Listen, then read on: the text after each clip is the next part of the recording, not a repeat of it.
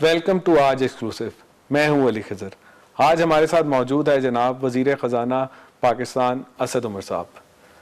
असद, थोड़ा सा हम आज जो है ना वो टफ ग्राउंड पे चलेंगे, जैसे कहते हैं ना कि वो बाउंसी पिच पे खेलेंगे। तो हम तो 3.5 महीने से बाउंसी पिच पे तो सर आप पे तो सबसे पहले मार्केट का क्रिटिसिज्म आता है कि जब आप पहले माह में आए तो आपने बहुत मायूस कुन सिचुएशन दिखाई इकोनॉमी की। यकीनन हालात अच्छे नहीं थे, लेकिन जो सिचुएशन आपने दिखाई तो वो एक सेल्फ फुलफिलिंग क्राइसिस हो सकता था। जैसे कि 2008 में याद होगा डार साहब जब आए थे तो 1 अप्रैल को उन्होंने एक तकरीर की थी और सबको अप्रैल फूल बना के चले गए थे। तो आपने की तो लोग कुछ उससे ज़्यादा ख़राब हो गए। अच्छा, फिर महीने डेढ़ बाद आप गए सऊदी अरब, यूएई और आप चाइना जब गए तो वापस आए तो आपने कहा बैलेंस ऑफ पेमेंट क्राइसिस खत्म हो गया है और सूरत हाल आपने ऐसा मार्केट में सिग्नल दिया कि बहुत बेहतर हो गई है। यकीनन सूरत हाल की बेहतर हुई है, लेकिन इतनी बेहतर नहीं हुई। ना पहले इतनी ख़राब थी ना अब इतनी बेहतर है। तो ये पेसिमिज्म ऑप्टिमिज्म के दरमियान जो मार्केट की सिग्नलिंग कम हो रही है उससे उनका मिनिस्ट्री ऑफ फाइनेंस पे कॉन्फिडेंस कम हो रहा है। इसके बारे में आप कुछ बताइए। अच्छा जी, पहली बात तो ये कर लेंगे, मायूस कुन मैंने बातें की या मैंने जो हकीकत थी वही दोहरा दी जो नज़र आ रही थी। मार्केट्स को सब नज़र आता है, ठीक है ना। जिस वक्त मार्केट को नज़र आ रहा हो $2 बिलियन महीने की ड्रॉप हो रही है ना एक्सचेंज रिजर्व्स के अंदर, जिस वक्त एक्सचेंज रिजर्व नहीं करंट अकाउंट डेफिसिट हो रहे हो $2 बिलियन महीने के, कभी पाकिस्तान की तारीख में किसी ने सोचा था ऐसी सूरत हाल होगी? साल में होता था $2 बिलियन करंट अकाउंट डेफिसिट। मई जून जुलाई average current account deficit $2 billion. Reserves गिर रहे हैं, फॉरेन लोन्स बढ़ते चले जा रहे हैं, उसके बावजूद रिजर्व्स गिर रहे हैं और तेजी से गिर रहे हैं। ये मार्केट को नजर आ रहा है, सबको नजर आ रहा है कि इस वक्त बेल आउट कोई होने वाला है। इलेक्शन से पहले मुझसे लोग इंटरव्यू करते थे, मैं बोलता था जी बेल आउट तो नागुज़ीर है, अब सवाल सिर्फ ये है कि बेल आउट किसने करना है। सो मार्केट से आप छुपा नहीं सकते, मार्केट को नजर आ रहा है कि क्या सूरत हाल है। इसीलिए मार्केट को नजर आ रहा है कि पीटीआई की गवर्नमेंट आने से पहले, इलेक्शन होने से पहले, पीटीआई इलेक्शन जीतने से पहले दिसंबर में 105 रुपए का रुपया है और जुलाई के अंदर 128 रुपए का रुपया हो चुका है। 23 रुपए की डिवैल्यूएशन 7 महीने के अंदर ऑलरेडी देख चुकी है market. 2.75% interest rate hike already state bank से देख चुकी है। तो मार्केट को ये सब नजर आ रहा है, मार्केट को नजर आ रहा है कि क्या हो रहा है। दूसरी जो आप कह रहे हैं कि उस वक्त इतनी सूरत हाल खराब नहीं थी, ये तो कमाल का, मतलब अगर आप मुझे नंबर्स निकाल के बता दें कि $2 बिलियन महीने का, अली जरा कैलकुलेशन कर दें, अवाम को जरा बता दें कि $2 बिलियन अ मंथ का अगर करंट अकाउंट डेफिसिट चलता रहता तो आपके ख्याल में पाकिस्तान के रिजर्व किस दिन रन आउट हो जाते? पाकिस्तान के रिजर्व तो सर 6 महीने में रन आउट हो जाते। नेगेटिव एनआईआर चल रहा है, बिल्कुल आप सही कह रहे हैं। लेकिन आपके आने से पहले सर थोड़ा सा जब शमशाद आई थी उन्होंने कुछ टाइटिंग मैयर की है, उससे थोड़ी चीजें बेहतर होने लगी थी, तो वो 1.5 बिलियन पे आ गया था सर। एक्चुअली नहीं, मैं डेटा निकाल के देख लो, मैं तो ऑन एयर कह रहा हूं, डेटा निकाल के देख लो। एवरेज मई जून जुलाई इज $2 बिलियन। नहीं सर, आप तो सर अगस्त में आए हैं ना। मैं वही तो अगस्त में सितंबर की बात कर रहा हूँ। एनीवे, क्या डॉक्टर शमशाद ने अच्छा काम किया जितनी वो लिमिटेड उनके पास इख्तियार था? बिकॉज बिल्कुल किया, डॉक्टर शमशाद ने बहुत अच्छा काम किया। वो तो आर्ग्यूमेंट नहीं हो रही डॉक्टर शमशाद ने ठीक स्टेप्स लिए कि नहीं लिए। $2 बिलियन का बाहर से पैसा भी आया। सो उसकी वो जो रिजर्व जरा से रुक गए, वो इसलिए नहीं रुक गए कि करंट अकाउंट डेफिसिट कम हो गया था, वो इसलिए हुआ कि $2 बिलियन का इन्फ्लक्स आ गया मिडल ऑफ जुलाई। अब ये तो हो गया वो कि क्या उस वक्त इतने हालात खराब थे। अब आप बोल रहे हैं कि हालात इतने अच्छे नहीं है। जिस वक्त मैंने ये स्टेटमेंट दी थी जिसको आप रेफर करें, कन्वेंशन सेंटर में 100 डे का प्रोग्राम हो रहा था। मैंने कहा जी $2 बिलियन महीने का खसारा हो रहा था और अब $1 बिलियन महीने पे आ गया। तो लोगों ने तालियां बजानी शुरू कर दी। ऑन एयर क्लिप जाके देख लें, अगर मैं गलत कह रहा हूं तो पता चल जाएगा। मैंने कहा भाईजान रुक जाओ, तालियां बजाने की भी बारी नहीं है, अभी और बहुत करने की जरूरत है। पाकिस्तान $1 बिलियन, ये मेरे एग्जैक्ट वर्ड है, $1 बिलियन महीने का करंट अकाउंट डेफिसिट का मुतहम्मिल नहीं हो सकता। सो हमने तो कभी भी नहीं कहा था कि बड़े जबरदस्त। लेकिन जो मैंने बात उस दिन की थी, कल रिपीट की, मैं आपको फिर रिपीट कर देता हूं। जो मेरा फाइनेंसिंग गैप था 2018-19 का, दो मुख्तलिफ चीजें, मैं समझता हूं, एक अंडरलाइंग मेरा खसारा हो रहा है, उसको मैंने रोकना है। दूसरा, उस खसारे के नतीजे में जो मुझे कर्जे की जरूरत है, फाइनेंसिंग की जरूरत है, वो मैंने पूरी करनी है। मैंने 2018-19 की जो रिक्वायरमेंट है फाइनेंसिंग की, वो पूरी कर ली है, इसलिए फौरी बहरान कोई नहीं है। लेकिन जब तक इस खसारे के ऊपर हतमी तौर पर काबू नहीं पा लेते, उस वक्त तक आपकी मजीद काम करने की जरूरत है, तो मजीद आगे चलता रहेगा। बिल्कुल ठीक है, ये बात तो ठीक हो गई। अच्छा, दूसरी बात सर आपसे एक ये बात पूछनी है कि ये अभी जो जैसे आपने 100वें दिन की बात की, 101 दिन में आपकी वो 150 बेसिस पॉइंट से इंटरेस्ट रेट बढ़ता है, करेंसी में बड़ी मूवमेंट आती है। जो आप कहते हैं कि स्टेट बैंक ऑटोनोमस है, यकीनन वो ऑन पेपर ऑटोनोमस है और उसके पास चले गए। लेकिन अगर हम पिछले 10 साल में देखें तो political interference with in the state bank बहुत ज़्यादा रही। गवर्नर्स रिज़ाइन करते रहे, कॉम्प्रोमाइज गवर्नर आए और एंड में ये हुआ कि हमें नेचुरली जो बाहर से नहीं मिल सका तो हमें अंदर से ही गवर्नर लाने पड़े। तो और आप मॉनेटरी पॉलिसी कमेटी के अंदर देखें, जो आपके अच्छे जो एडवाइज़र हैं वो उसमें नहीं है। तो और डिप्टी गवर्नर को बहुत स्ट्रांग जो थे वो छोड़ गए या रिटायर हो गए। तो क्या ऐसी ज़रूरत नहीं कि पहले उस पर कैपेसिटी बिल्ड की जाए इंस्टीट्यूशन की, फिर उस पर ऑनर्स दिया जाए पॉलिसी का? पहली बात तो जिस तरह आपने बिल्कुल सही, मैं तो स्टेट बैंक के बोर्ड पे था, मेरे सामने 3 गवर्नर स्टेट बैंक बदल गए। और वो क्यों बदलते थे? वो पॉलिटिकल इंटरफेरेंस की वजह से बदलते थे। तो पहली बात तो ये तय कर लें कि क्या पाकिस्तान के लिए, किसी मुल्क की मईशत के लिए क्या ये अच्छी चीज़ है कि स्टेट बैंक जो है वो एक इंडिपेंडेंट इदारा हो? ये अच्छी चीज़ है ना, कैपेसिटी हो। लेकिन पहले अब हम देखें, मैं फिर वही कहूंगा, $2 बिलियन अली मैं आपको मॉनेटरी पॉलिसी कमेटी में बिठा देता हूं और मैं आपसे कहता हूं कि आप फैसला करें। मैं तो टाइट नहीं करूंगा, ठीक है ना। सो देयरफॉर उनको फैसले करने पड़ते हैं जो मुश्किल फैसले होते हैं। फैसला मैं नहीं कर रहा, लेकिन मेरे ख्याल के अंदर उनके फैसलों के अंदर बहुत हद तक जस्टिफिकेशन मौजूद है।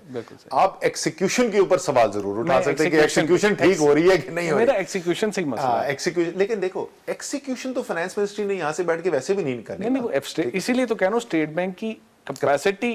देखिए स्टेट बैंक ने, आपने कहा जी exchange rate State Bank manage करेगा।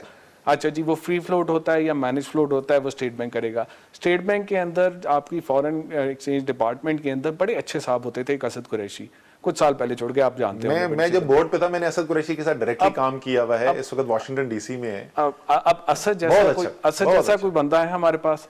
देखो मैं ये नहीं सर, कैपेसिटी नहीं होगी, हम कैसे ट्रस्ट कर सकते हैं? मैं पर्सनल कमेंट तो नहीं करूंगा, ये मुनासिब नहीं होगा कि मैं पर्सनल कमेंट करूं। क्या स्टेट बैंक ऑफ पाकिस्तान के अंदर मजीद कैपेसिटी बिल्डिंग की जरूरत है? बिल्कुल है। क्या स्टेट बैंक ऑफ पाकिस्तान के अंदर इस वक्त जो कैपेसिटी है वो पाकिस्तान के बाकी सिविलियन इदारों से बेशतर से ज्यादा है? वो भी बिल्कुल जवाब है, ठीक है ना। डॉक्टर इशरत ने इसके ऊपर बहुत काम किया था कि डॉक्टर शमशाद ने उसके बाद बात किया। क्यूमुलेटिव इंपैक्ट ये है कि स्टेट बैंक के पास इस वक्त हमारे जो बाकी सिविलियन इदारे हैं उनकी निस्बत ज़्यादा कैपेसिटी है। लेकिन क्या और भी कैपेसिटी बिल्ड करने की ज़रूरत है? बिल्कुल करने की ज़रूरत है, लेकिन वो कैपेसिटी बिल्ड होगी पॉलिटिकल इंटरफेरेंस से नहीं। वो कैपेसिटी बिल्ड ही उस वक्त होगी जब टॉप नॉच प्रोफेशनल क्या चाहेगा। आपने बिल्कुल सही सवाल में ये पूछा कि जब लोग आ रहे थे प्रोफेशनल, उनको नजर आ रहा था यार ये तो सियासी मुदाखलत होती है, उन्होंने आने ही छोड़ दिया। बिल्कुल। सो पहला प्रीरेक्विजिट, अंडा पहले ये मुर्गी की बात है। बिल्कुल पहला प्रीरेक्विजिट ये है कि उनको ये नजर आना चाहिए कि प्रोफेशनल माहौल में इंटरफेरेंस ना हो। बिल्कुल सही है। आज उस्मानी साहब आपका नेशनल बैंक में आए हैं, वो क्यों आए हैं? टॉप नॉच प्रोफेशनल्स आ रहे हैं, इसी वजह से आए हैं। सबसे ज्यादा मैं आपको बताऊं कि जो इस वक्त Sania Nishtar, chairperson BISP, security and exchange commission का पॉलिसी बोर्ड के अंदर जो हमने लोग लगाए हैं, बहुत अच्छे लोग हैं, कोई शक नहीं उसमें। FBR के पॉलिसी बोर्ड के अंदर जहां जहां हम देखें, असल स्ट्रेंथ किसी मईशत की या किसी मुल्क की होती है, इदारे मजबूत हो, स्ट्रक्चर्स मजबूत हो, राइट। उनके लिए आप मुझे अगर ये बता दें कि पहले 100 दिन के अंदर, और ये क्रिटिकल इदारे हैं जिनके ऊपर अपॉइंटमेंट्स की मैं बात कर रहा हूं, बिल्कुल सही, आपको लगता है कि हम ठीक समय पे जा रहे हैं? उस पे आप बिल्कुल सही समय पे जा रहे हैं। मैं उस पे आपसे उसलिए नहीं कह रहा कि सही समय पे जा। अच्छा, दूसरा एक्सचेंज रेट के ऊपर एक छोटी सी बात। एक्सचेंज रेट पे हम फ्री फ्लोट पे जाना चाहिए हमें, क्या कि हमें मैनेज फ्लोट, आपकी राय में? नंबर 1। नंबर 2, अगर हम मैनेज फ्लोट पे जाते हैं तो रियल इफेक्टिव एक्सचेंज रेट के मुताबिक हम उसको हमें पैक करना चाहिए, उसके करीब लेके रखना चाहिए, कुछ कोई इंडिकेशन होनी चाहिए ताकि मार्केट में इन्वेस्टर जो है उन्हें कॉन्फिडेंस हो कि ये रेट आएगा साल बाद, तकरीबन इस रेंज में होंगे, हम इन्वेस्टमेंट आज कर सकें। देखें, स्टेट बैंक ऑफ पाकिस्तान की जो कैपेसिटी बिल्ड करने की बात कर रहे थे ना, वो 2 डिफरेंट लेवल्स के ऊपर कैपेसिटी बिल्ड करने की जरूरत है। एक तो technical management of the exchange rate है। दूसरा, अगर जैसा कि हम आप और मैं दोनों मानते हैं कि ये एक्सचेंज रेट की मैनेजमेंट सेंट्रल बैंक की होनी चाहिए, तो मार्केट को गाइडेंस प्रोवाइड करना, सिग्नलिंग देना, कम्युनिकेशन करना, वो भी फिर सेंट्रल बैंक का काम है। बिल्कुल सही है। ये नहीं हो सकता कि फैसले जो हैं वो सेंट्रल बैंक ले और एक्सप्लेनेशन दे फाइनेंस मिनिस्ट्री। तो बुनियादी बात ठीक है ना? कैपेसिटी सेंट्रल बैंक की आ जाती है। मैं कह रहा हूं कि एक नए सिस्टम के अंदर जा रहे हैं ना, कैपेसिटी बिल्ड करनी। तो उस वक्त तक आप उस वक्त मिनिस्ट्री ऑफ फाइनेंस को थोड़ा ओनस लेना आपके चाहिए। ख्याल में मिनिस्ट्री ऑफ फाइनेंस के अंदर बहुत बेतहाशा कैपेसिटी है? आप तो है ना, आपकी एडवाइजरी काउंसिल तो है। ये आपकी जरा नवाजी है, ये आपकी जरा नवाजी है। एडवाइजरी काउंसिल जो एग्जीक्यूटिव काम को नहीं रिप्लेस कर सकती। मेरे ख्याल में तो जितनी सेंट्रल बैंक में कैपेसिटी बिल्ड करने की जरूरत है, उससे ज्यादा कैपेसिटी बिल्ड करने की जरूरत फाइनेंस 26 मिनिस्ट्री के PhD अंदर। इकोनॉमिस्ट हैं बांग्लादेश की मिनिस्ट्री ऑफ फाइनेंस में और बड़े टॉप के एनालिस्ट होते हैं। इसके बारे में आपकी क्या राय है? आप कितनी जल्दी कैपेसिटी बिल्ड कर रहे हैं अपने घर के अंदर? मैं तो वही तो आपको बोल रहा हूं कि मेरे ख्याल में पूरा मैंने स्ट्रक्चर 5 एरियाज आइडेंटिफाई करके बताया कि जी फाइनेंस मिनिस्ट्री के रोल के अंदर ये क्रिटिकल तरीन काम है, और उन एरियाज के अंदर हमारे पास जितनी कैपेसिटी होनी चाहिए उसका एक अशर अशीर इस वक्त मौजूद है। उसकी बड़ी वजूहात हैं। अच्छा, ये भी मैं साथ साथ बोल दूं कि उमूमी तौर पर ये लोग मानते हैं कि पाकिस्तान में इस वक्त जो फेडरल गवर्नमेंट की मिनिस्ट्रीज हैं उसमें से नहीं मुकम्मल करना, ये इंपॉर्टेंट है, उसमें से बेहतर कैपेसिटी पाकिस्तान की फेडरल मिनिस्ट्रीज के अंदर बेहतर कैपेसिटी निस्बतन जिन मिनिस्ट्रीज की है उनमें से एक फाइनेंस मिनिस्ट्री है। सो ये बेहतर लोग हैं, लेकिन जो जरूरत है उससे बहुत बड़ा गैप है।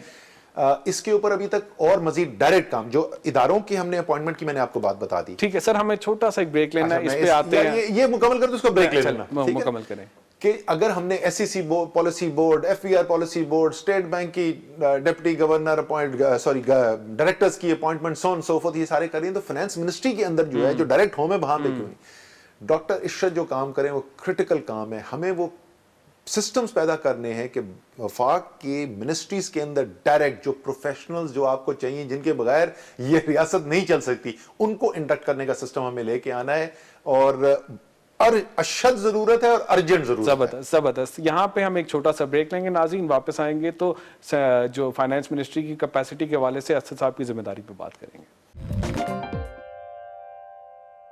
असद, आपने ब्रेक से पहले आपने बात की कि कैपेसिटी के मसले, अब आपको यानी कि आपकी कैपेसिटी बड़ी इंपॉर्टेंट है, आपकी पर्सनल। अब आप मिनिस्ट्री ऑफ फाइनेंस के अंदर तो 22 कमेटियों के अंदर हैं।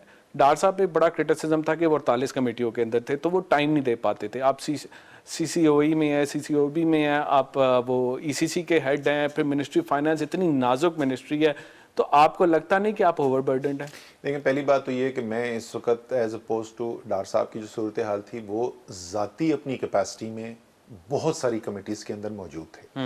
मैं इस वक्त जो हूँ वो सिर्फ जो फाइनेंस मिनिस्टर की एक्स ऑफिशियल पोजीशंस हैं, सिर्फ मैं उसके अंदर हूँ। मुझे तो एटलीस्ट मुझे नहीं पता कि मैं किसी और कमेटी के अंदर मेंबर हूँ जहाँ बहैसियत असद उमर के मैं मेंबर हूँ। पहली बात तो ये मैं आपको क्लियर कर दूँ।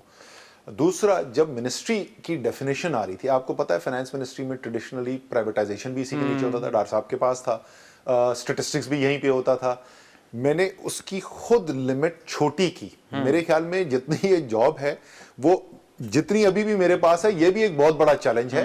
तो मैंने तो खुद अपनी मर्जी से वजीर आजम से रिक्वेस्ट करके इसकी डेफिनेशन को नैरो किया, और होना ही ऐसा चाहिए। जब तक आपके पास बड़ी टीम ना हो, एक आदमी एक सवाल सर, मार्केट में इस वक्त जो र्यूमर चल रही है कि प्राइम मिनिस्टर साहब जो है रीशफलिंग करेंगे 100 दिन के बाद, तो उसमें कुछ कैबिनेट में मूव होंगी चीज़ें उधर, तो क्या समझते हैं कि आपके पोर्टफोलियो में कुछ र्यूमर्स भी हैं कि कुछ रद्दोबदल आएगी या कुछ आगे पीछे कम होंगी चीज़ें? इस बारे में आप क्या कहेंगे?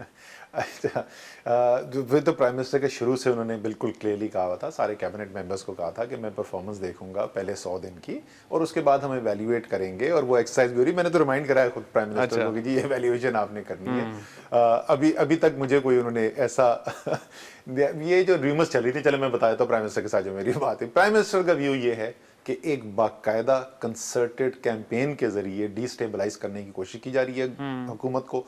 बार बार रूमर्स फैलाए जा रहे हैं। कभी मेरी बेचारे वो उसके जहांगीर तरीन के साथ लड़ाई करा देते हैं, शरीफ इंसान के साथ, मेरी और उनकी उस जिस दिन वो रूमर चली उससे कोई 4 दिन मुलाकात ही नहीं हुई थी, और उन्होंने तल्ख कलामी भी करा दी। एक ने तो कह दिया दौड़े एक दूसरे की तरफ।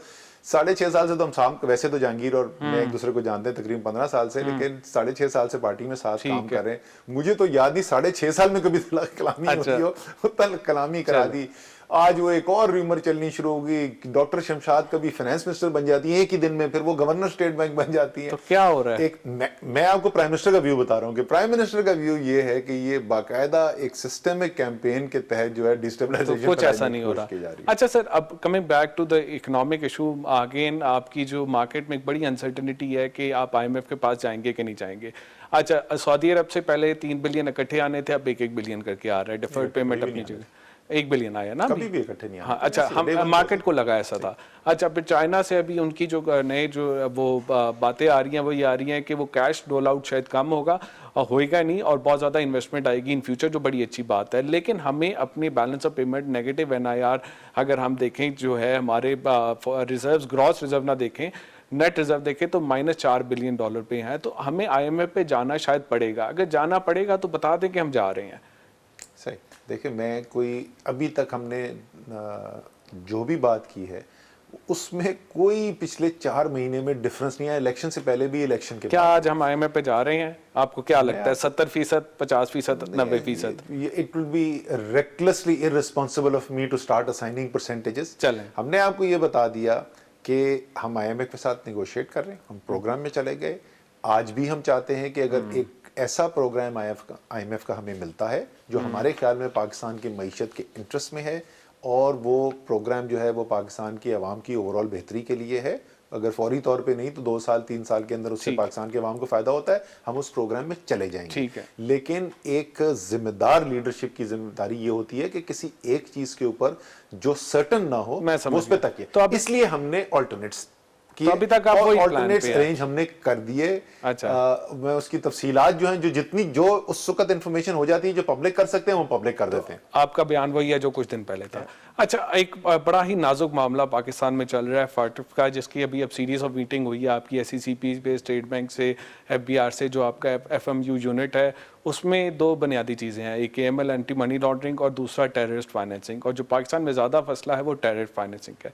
तो उसके ऊपर आपकी क्या इक़दाम है? ये बहुत नाजुक बात है। जी, मेरी जो मीटिंग्स अभी मैं रिव्यू कर रहा था, तमाम वो इदारे जो कि जिनकी इन्वॉल्वमेंट है FATF कंप्लायंस के एफर्ट के लिए, तो वो सिर्फ ये फाइनेंशियल इदारे नहीं, सिर्फ FBR, SEC, स्टेट बैंक वगैरह नहीं, बल्कि जो सूबों की काउंटर टेररिज्म डिपार्टमेंट्स हैं उनके साथ भी मेरी मीटिंग हुई है, इंटीरियर मिनिस्ट्री के साथ मीटिंग हुई है, FIA के साथ मीटिंग हुई है, इंटेलिजेंस एजेंसीज के साथ मीटिंग। सो ये पूरा कॉम्प्रिहेंसिव रिव्यू मैं पिछले 1 हफ्ते से करता रहा हूँ। तो मुख्तलिफ इदारों बहुत के साथ सारे NGOs के थ्रू ज़कात का पैसा, लेजिट मनी आता है, उसको कैसे करेंगे? इसलिए उस सारे कंप्लायंस एफर्ट से हमारे ख्याल में हम जनवरी के अंदर जिस वक्त जाएंगे तो हमारे तकरीबन तमाम जो हैं जो एस्पेक्ट्स हमने पूरे करने थे वो पूरे कर चुके होंगे। ये बिल्कुल आपकी दुरुस्त बात है कि जाहिर है ये खुसूसी तौर पर ये एक अमूमी मनी लॉन्ड्रिंग को नहीं फोकस कर रहा जो FATF का है, वो टेरर फाइनेंसिंग को, यानी दहशतगर्दी को जो फाइनेंसिंग दी जाती है उसके ऊपर फोकस्ड है।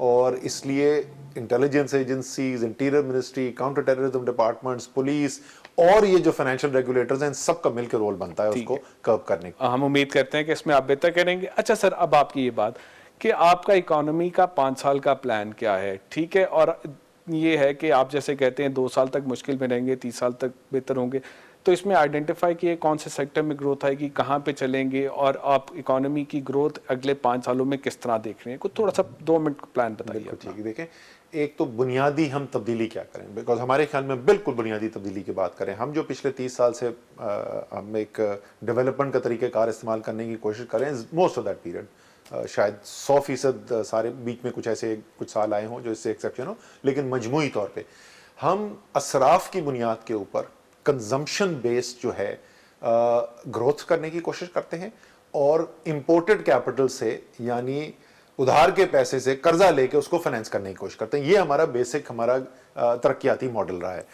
3 साल 4 साल जो हैं वो हमारी ज़रा सी तरक्की होती है, और उसके बाद क्योंकि आप वो सारा पैसा असराफ में इस्तेमाल कर देते हैं, आपकी प्रोडक्टिव कैपेसिटी तो बन नहीं रही, आपकी एक्सपोर्ट्स बढ़ नहीं रही, कंजम्पशन बढ़ी होती है, क्या होता है, दरामदात आनी शुरू हो जाती है, मुल्क के अंदर बाहर से माल आना शुरू हो जाता है, और आप जो है वो वापस IMF के पास तो पहुंच बिल्कुल, जाते हैं। अब उसको ठीक है किस तरह ना? करें? उसको अब सेक्टर्स हमने क्या हैं? अब उसको बदल के किधर ले जाना चाहते हैं हम? एक प्रोडक्टिविटी बेस्ड ग्रोथ, मतलब पैदावारी सलाहियत बढ़ा के और एक्सपोर्ट ओरिएंटेशन करके। किस तरह?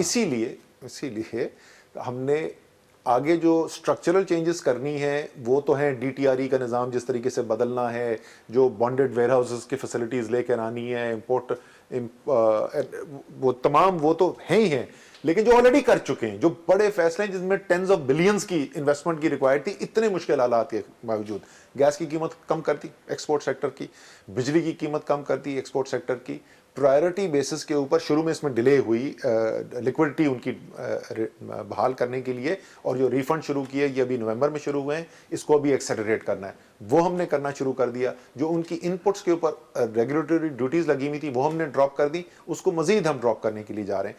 सो तमाम इकदाम जो भी हमने किए हैं वो बड़ी क्लियर फोकस, मेरे आपको पाकिस्तान में कभी भी ऐसा क्लियर एक्सपोर्ट फोकस नहीं नजर आया। इन्वेस्टर इस वक्त देख रहा हो ये प्रोग्राम और वो किसी सेक्टर में इन्वेस्ट करना चाहे तो आप क्या कहेंगे, कौन से सेक्टर्स में आना चाहिए? जो प्रायोरिटी सेक्टर, अब हम क्या है, हम फॉरेन एक्सचेंज ज़रिए मुबादला कमाना चाहते हैं, तो मोस्टली हम कौन से सेक्टर्स को इनकरेज करना चाहते हैं? टूरिज्म, उससे हम बाहर से डॉलर की कमाई, छोटे और दरमियानी सनती इदारे, खास तौर पे वो जिनसे एक्सपोर्ट का माल, गारमेंट्स हैं, लाइट इंजीनियरिंग है, ये तमाम जो सेक्टर्स हैं आपके, IT, डिजिटल सर्विसेज के अंदर मेजर हम जी इसके अंदर हमें चाइना से FTA रिनेगोशिएट करना पड़ेगा। अब FTA 2.0 पे जा रहे हैं, जिसमें शुबहात ये है कि शायद ये पहले से भी ज़्यादा कमज़ोर हो। एक राय आती है कि पाकिस्तान को अपने तमाम FTA जो हैं वो कैंसिल कर देने चाहिए, वो तमाम पाकिस्तान के लिए अगेंस्ट है, और नए सिरे से सबके साथ निगोशिएशन शुरू करनी चाहिए ताकि आप अपनी डोमेस्टिक इंडस्ट्री को प्रोटेक्ट करें।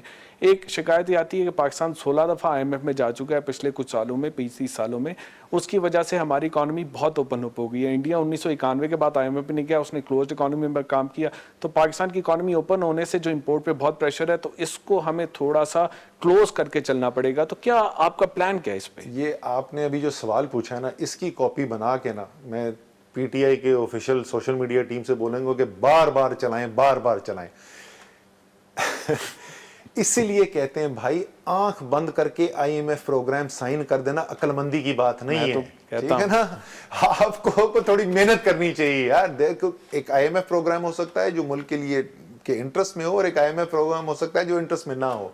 बिल्कुल यही चीज है। मैं सादा सी चीज क्रिस्टीन लगार्ड से मैंने पूछी, मैंने कहा जी आपका 3 साल प्रोग्राम चला, अभी चला ना 3 साल प्रोग्राम, स्टार्ट में बता देता हूँ कन्वर्सेशन स्टार्ट कहाँ से हुई। उन्होंने मुझसे कहा, जब मेरी उनसे मुलाकात हुई, कि मैंने आपका स्टेटमेंट बड़े गौर से पढ़ा, मैनेजिंग डायरेक्टर जो IMF की हैं, और मैंने उस स्टेटमेंट के अंदर पढ़ा कि आप चाहते हैं ये आखिरी प्रोग्राम हो IMF का, हम भी यही चाहते हैं। उन्होंने कहा, मैंने कहा जी बड़ी अच्छी बात है, हम दोनों ये चाहते हैं ना, मुझे ये बताएं कि कोई तरीकाकार है कि मैं एक्सपोर्ट बढ़ाए बगैर, ट्रेड बैलेंस इम्बैलेंस कम किए बगैर, करंट अकाउंट डेफिसिट कम किए बगैर मैं IMF के प्रोग्राम से बच सकूं?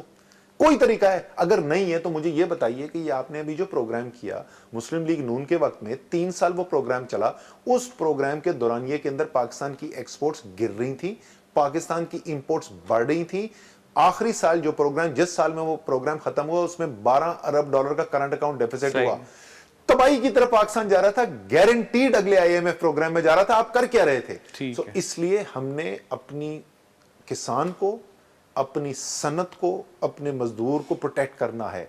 हमने एक एक्सचेंज रेट को अपनी मर्दानगी का निशान बनाकर ये नहीं करना है कि हमने अपने जो किसान है, अपना जो मजदूर है, अपना जो सनतकार है, उसके ऊपर टैक्स लगा दें इफेक्टिवली, और हम जो बाहर की इंपोर्ट है उनको सब्सिडी देनी शुरू कर दें। आप कुछ कह रहे हैं कि इकोनॉमी को थोड़ा IMF प्रोग्राम के अंदर भी रहते हुए आप इसको क्लोज करेंगे और अपनी डोमेस्टिक इंडस्ट्रीज को जो है कंपेटिटिव बनाएंगे और उससे एक्सपोर्टेबल सप्लाई बनाएंगे। जब तक प्रोडक्टिव सेक्टर्स को स्ट्रेंथन नहीं करेंगे, एक्सपोर्ट ओरिएंटेशन नहीं करेंगे, एंटी एक्सपोर्ट बायस अपने सिस्टम से नहीं खत्म करेंगे, आप सस्टेनेबल ग्रोथ पे नहीं जा सकते। FTAs सारे रिनेगोशिएट होंगे। देखें, आप इंटरनेशनल जो कमिटमेंट्स करते हैं उससे आप यूनिलैटरली रिलीज नहीं कर सकते, वो अच्छी चीज़ नहीं होती। बड़ा अच्छा मौका मिला है, चाइना का एक्सपायर हुआ है, एक नया निगोशिएट हो रहा है, आपको पता नहीं क्यों शुबा है कि उससे भी कमज़ोर होगा, नहीं होना चाहिए बिल्कुल। रज़ाक दाऊद जो है, जो इसको लीड करें इसकी नेगोशिएशन, ऐसा पाकिस्तानी इंडस्ट्री का नेशनलिस्ट चैंपियन आपको बहुत कम मिलेंगे पाकिस्तान में। इसमें एक रज़ाक दाऊद के साथ एक्सक्लूसिव कर लेंगे। अब हम कमिंग टू द सर आपका फिस्कल इशू, जो आपकी घर की चीज़ है, उसके ऊपर बात करते हैं।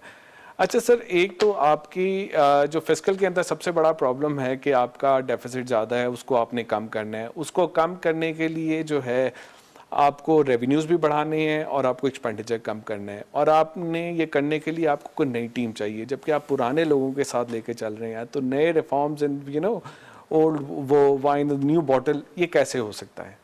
अच्छा, ज़रा सा इसको देख लें। पहली बात तो नई टीम और पुरानी टीम को, रेवेन्यू की साइड को देख लें। हाँ। चेयरमैन एफबीआर और मेजॉरिटी ऑफ मेंबर जो सेकंड लेयर है वो तो सारे नए हैं भाई। ये तो सारी एफबीआर की नई लीडरशिप टीम है।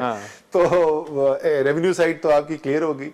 जहां पर जो फाइनेंस मिनिस्ट्री की टीम है, फाइनेंस सेक्रेटरी जो हैं वो वही हैं जो मेरे आने से पहले थे, लेकिन as opposed to what people think कि वो डार साहब के वक्त के नहीं है, ठीक है ना। आपके एडिशनल सेक्रेटरी फाइनेंस, एक्सटर्नल जो फाइनेंस हैं वो नए हैं उस पोजीशन के अंदर। आपके जो स्पेशल सेक्रेटरी थे वो अब ईएडी चले गए हैं। तो टीम में नए प्लेयर्स भी हैं और पुराने प्लेयर्स भी हैं, और मेरे ख्याल में बैलेंस अच्छा होता ही ऐसा है, बैलेंस अच्छा होता है। लेकिन इन द एंड यार लीडरशिप मैंने प्रोवाइड करनी है, डायरेक्शन मैंने प्रोवाइड करनी है। अगर मैं डिपेंडेंट हूं ना अपने एडिशनल सेक्रेटरी और सेक्रेटरीज के ऊपर, मुझे डायरेक्शन उनसे लेनी है, अब तो छोटी सी, जैसे पंजाबी में कहते हैं चौधरी साहब फिर ना ही समझा। चलो छोटी सी ब्रेक लेते हैं, उसके बाद आगे जरा फिस्कल पे और बात करते हैं। नाज़रीन, एक ब्रेक के बाद वेलकम बैक। नाज़रीन, अच्छा असद, एक्सपेंडिचर के अंदर हमें करंट एक्सपेंडिचर में कट करना है। कॉस्मेटिक 10 बिलियन की कट जो कोई इतनी नहीं है, आप हमें कोई रियल मेजर्स बताएं कहाँ कट कर सकते हैं। क्या आप पेंशन के लिए आप कुछ अलग से फंड्स बना रहे हैं?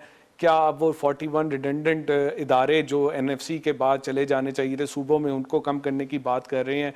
और किस तरह की क्या अशरफ साहब के अंडर रहते हुए आप वो जो एज है कम करना चाह रहे हैं कि कम लोग हो आपकी ब्यूरोक्रेसी में, तो किस तरह करेंगे? मुझे कुछ मेजर्स बताएं करंट अकाउंट डेफिसिट को कम करने के। देखें, जो फंडामेंटल रिस्ट्रक्चरिंग है हुकूमत की, मिनिस्ट्रीज़ कितनी और डिपार्टमेंट्स कितने, वो तो जैसे आपने कहा डॉक्टर इशरत उसको लीड कर रहे हैं, वो तकरीबन काम मुकम्मल हो गया है।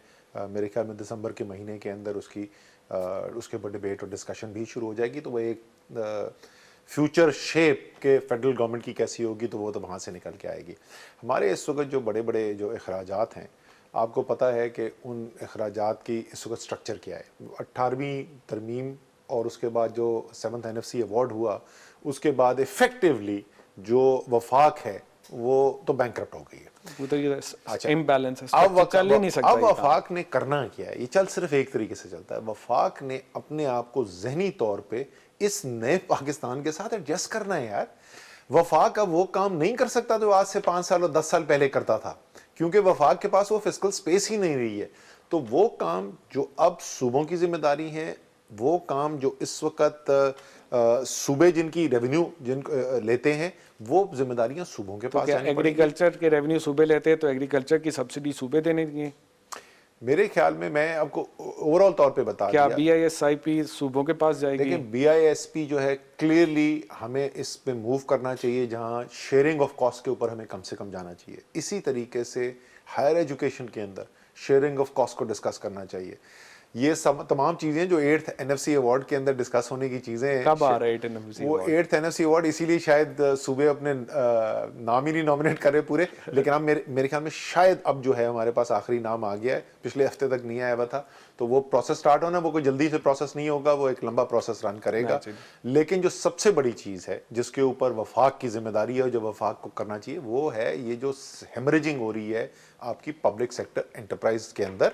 सबसे बड़ा जिसका हिस्सा पावर सेक्टर है। 1 बिलियन रुपया जो है ना रोज का सर्कुलर डेट जा रहा है। क्या डिस्कोस के लॉसेस आप प्रोविंसेस को कर रही हैं? क्या डिस्कोस को एम्पावर करके प्रोविंसेस को दे रहे हैं? इसके बगैर नहीं ठीक होना। मैं बता रहा हूँ, आप जो मर्जी कर लें, आपकी डेट सर्विसिंग, आपकी पेंशन और आपका डिफेंस जो है, आपके पास जो रेवेन्यू बचता है उससे कहीं ज़्यादा है। हर साल उसके लिए आपको नया डेट लेना पड़ेगा। अब कुछ भी कर लें, जब तक आप ये चीज़ें पास नहीं करेंगे, आपका स्ट्रक्चर बैलेंस नहीं हो सकता। अच्छा, जो 1 बिलियन इस वक्त गर्दिशी कर्जों के अंदर जो इजाफा हो रहा है, जो पिछले साल का जो नुकसान हुआ है ना पावर सेक्टर के अंदर, वो हुआ वो सबको पता है। आगे की बात कर रहे हैं। ना, ये तो तुम अंडरस्टेट कर रहे हो ना। लोग समझेंगे सिर्फ 1 अरब रुपए रोजाना हो रहा था। पिछले साल ज्यादा है, वो 1.5 अरब रुपए हो रहा था, तेल भी नीचे 1.5 अरब रुपए हो रहा था। सो इस वक्त जो है इसको नुकसान को कम करने के लिए आपको जो टेक्निकल लॉसेस हैं उसको एड्रेस करना है। उसके अंदर टेक्निकल सॉल्यूशंस हैं जिनको आपने इम्प्लीमेंट करना है। आपने चोरी को जाके रोकना है, आपने रिकवरेबल्स करने। और इसीलिए अगर आपको याद हो, जब हमने अनाउंस की थी बिजली की कीमत, तो हमने कहा था, अगर आपको उस वक्त भी बड़ा था ये जी कंफ्यूज है, ये फैसला नहीं कर पा रहे, फैसला इसलिए नहीं कर रहे थे भाई ये तो बड़ा आसान है, मैं खड़ा हूं और पाकिस्तान के अवाम के ऊपर पूरा बोझ डाल दूं। हमने कहा नहीं डालेंगे बोझ, हमने पुश किया, प्रेशराइज किया। और मैं मुबारकबाद देना चाहता हूँ उमर अयूब को, इरफान अली को, सेक्रेटरी पावर जो है और उनकी पूरी टीम को। उन्होंने वो चैलेंज कबूल किया। 80 अरब रुपए से ज्यादा की बेहतरी का, ये जो लॉसेस हो रहे थे उनको चैलेंज दिया गया। सुनाने देना यार, अच्छी खबर तो सुनाने दो। उन लोगों की अक्टूबर की जो परफॉर्मेंस आई है, एडिशनल रिकवरीज, पुरानी रिकवरीज और लाइन लॉसेस की रिडक्शन में 13 अरब रुपए उन्होंने एक महीने में बचाए हैं। तो मैं उनको मुबारकबाद देना चाहता हूं। सो जाके ये सिस्टेमिक चेंजेस करनी है और उससे पैसा अच्छा सर, एनर्जी मेरे ख्याल में पाकिस्तान का सबसे बड़ा फिस्कल इशू है, और एनर्जी में आप ईसीसी हेड भी करते हैं, देयर बहुत सारे लोग हैं। नहीं, इस एनर्जी के मामला जो है वो कैबिनेट कमेटी एनर्जी देखती है, जिसके सरवर खान साहब हैं। अच्छा, लेकिन एनर्जी में आपका बहुत बड़ा रोल है, फाइनेंस मिनिस्टर का भी। तो सर एक बात, आईसीसी के अंदर एक फैसला हुआ कि टेक्सटाइल और जीरो रेटेड बाकी सेक्टर्स को जो है आप गैस देंगे सब्सिडाइज रेट पे, ताकि वो अपने कैप्टिव पावर प्लांट से ला सके, जबकि आपकी कैपेसिटी जो इंडिपेंडेंट पावर प्लांट्स की ज़्यादा है, और कैपेसिटी चार्ज दे रहे हैं गारंटीड रिटर्न की वजह से, सर्दियों में लोड भी कम है, कैप्टिव इनएफिशिएंट भी है, तो आप यहाँ पे पैसे भी देंगे, उधर भी गैस देंगे, तो ये डबल खर्चा है, इस ये इनएफिशिएंट है। तो ये एनर्जी में मसले लगता है समझ नहीं आ रहे हैं अभी तक लोगों को। एनर्जी में तुम किसी दिन मेरे साथ बैठो, मैं लेट्स डिस्कस एनर्जी की डिटेल, फिर पता चलेगा समझ में आती है कि नहीं आती। लेकिन जो इस वक्त ये इशू था, इस वक्त इशू ये है कि हमने जो बिजली की कीमतें भी कम कर दी हैं, ठीक है। हमने लेकिन बिजली की कीमत जो कम की उसका बड़ा एक लंबा प्रोसेस होता है, वो नेपरा के थ्रू डिटर्मिनेशन होती है, पब्लिक हियरिंग होती है, एटसेट्रा एटसेट्रा। गैस का पहला फैसला हम पहले कर चुके थे। तो इस वक्त बिजली की कीमत अभी वहां पर कम नहीं हुई है। जब कम हो जाएगी, जब वो 7.5 सेंट पे आ जाएगी, जब भी वो नेपरा नोटिफाई कर देगा, उम्मीद है कि अगले 8-10 दिन में कर देगा, और जनवरी के बिल्स में वो कम बिल जाएगा।